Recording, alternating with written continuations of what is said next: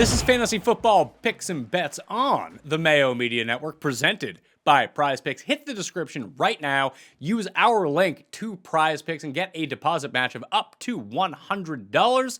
Or just use code MMN at checkout and boom, you're good to go. Smash the like button to the video, and on Prize Picks, they've already released Week 1 fantasy prop over-unders for rushing yards and passing yards on selected players. The very first place where you can check these out. So I'm going to run through a few of these today, and I want you to smash the like button, subscribe to Mayo Media Network, and give me your favorite over and or under in the comment section for these Week 1 game yardage props. It's so awesome that Week 1 is back, and I'm going to be using the tools from runthesims.com and especially the prop tool to see if we can find the best available ones for us, whether it be an over or an under, and I'll walk you through that right now with some visualization. So if you're listening to the audio version of this, I highly recommend you jump over to the Mayo Media Network YouTube page or just get a membership at runthesims.com right now. Runthesims.com/Mayo will get you a discount. All the season-long tools are completely free. The Advanced Stats Hub is completely free, but if you want access to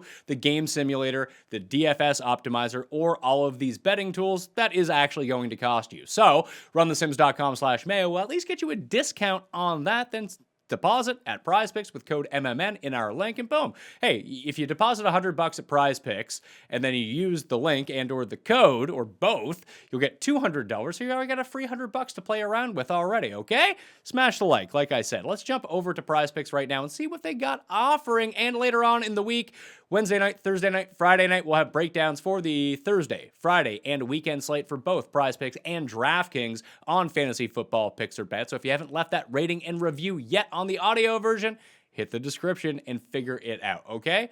Let's jump over to Prize Picks right now and see what is happening. So here's what we got working. We have 6 available running backs for rushing yards in Week 1. We got McCaffrey, Dalvin Cook, Derrick Henry, Alvin Kamara, Jonathan Taylor, and Nick Chubb. Let's go with Alvin Kamara. It seems like a pretty low total at 65.5 over under rushing yards. So what I want to do is jump over to runthesims.com right now. And if you go under wagers, you'll find the player prop tool at the very top. This is what this is. There's also a range finder in this as well if you want to compare players side by side on runthesims.com. If you have a decision to make, whether it be on DraftKings or your season-long lineup, you can see a range of outcomes. But we'll do this. We'll go with Alvin Kamara, and we saw that the line is 65.5 rushing yards. So we want rushing yards, and we'll go with 65.5, and we'll just call the juice the same on either side, although on Prize Picks there is no juice. You just have to play 2 of them together.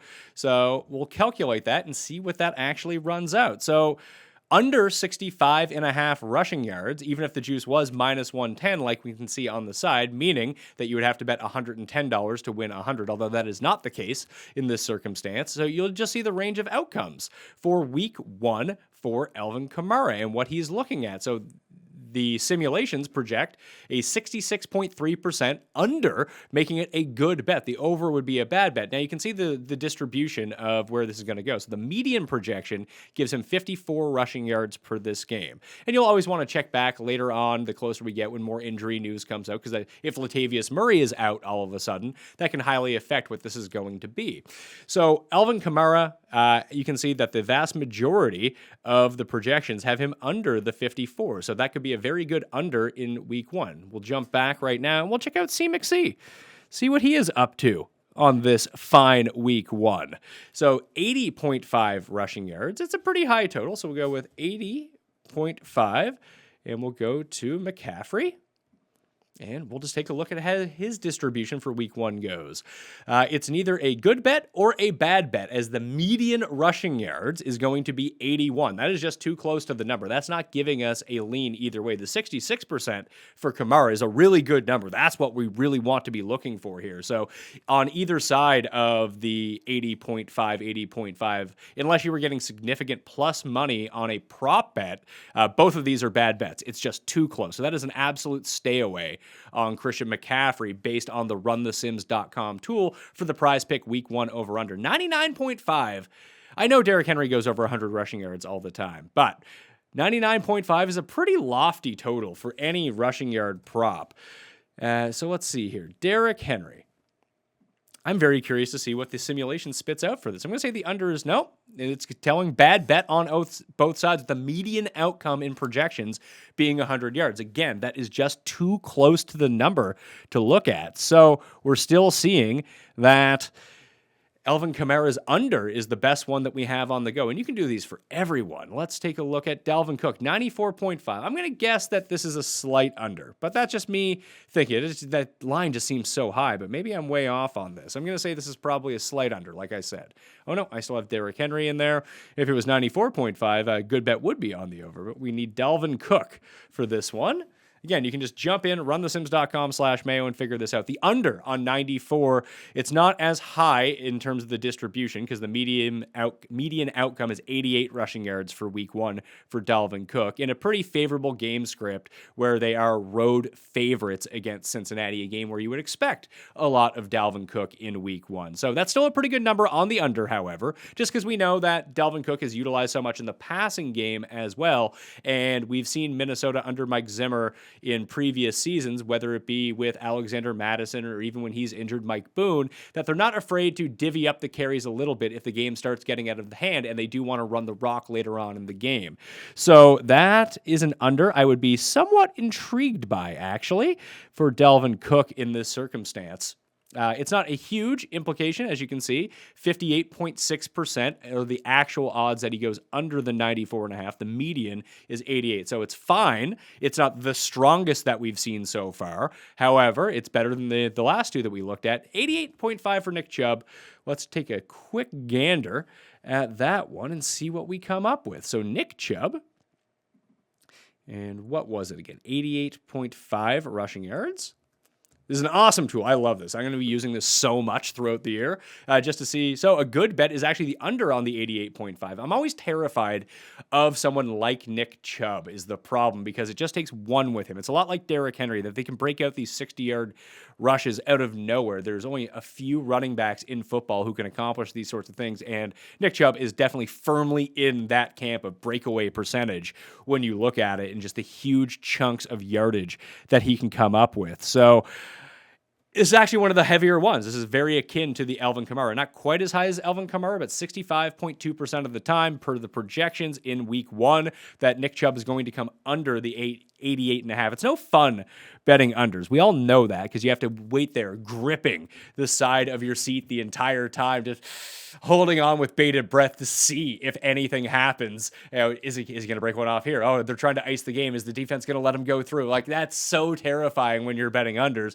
But per the projections, he's going to come underneath that number a lot of the time. It would be a good bet to play that under. So let's jump back over to prizepicks.com. Once again, you can get up to $100 on your first deposit at prizepicks.com. If you hit the description, the link is down there. It'll bring you right to it to get that deposit of up to $100, the deposit match. Or if you just want to willy-nilly and forget about it, just type in prizepicks.com and use code MMN at checkout, and you will get that $100 bonus match on your first deposit as well. I highly recommend you do it because we might have a prop contest going on as well. So you can do fantasy scores the same way, but let's just go to receiving yards and see who is in here. DJ Chark is banged up at the moment, so we'll have to monitor his status moving forward. But I want to check out George Kittle, 71.5 receiving yards week 1. So let's go with Kittle me Timbers.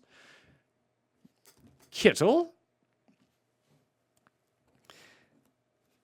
Receiving yards. And we said it was 71.5.